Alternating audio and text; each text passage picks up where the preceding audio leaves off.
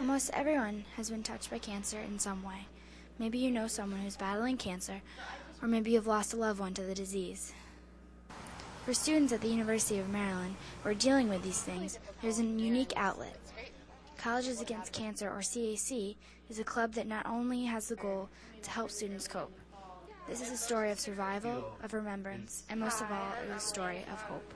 Colleges Against Cancer definitely was a really good place for me to go to in terms of a club and in terms of just like a support group. It's definitely a good way to meet people that have also been affected by cancer. And even though we don't talk about it too much, we all kind of recognize that everyone has a story. One event that CAC hosts is the Chair Monologues, an open mic event in which students sit in one chair facing an empty chair, saying to their loved ones what they never got to say. As I stare down into your casket, I know you're gone, and there's nothing I can do. Warrington's grandfather died of lung cancer in 2001. Her other grandfather, who was battling multiple cancers, died shortly after this interview. Victoria Sang, president of CAC, tells the story of her Uncle Will, a firefighter who was honored as a hero on 9/11, but died from pancreatic cancer a few years later.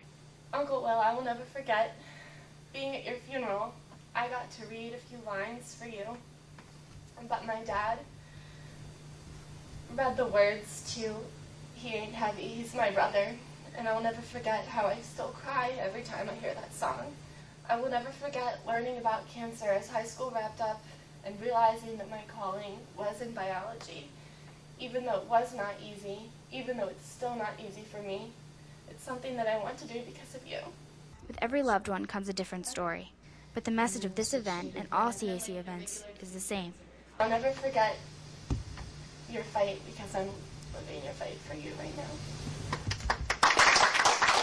In College Park, I'm Alex Ludka, Journalism 262.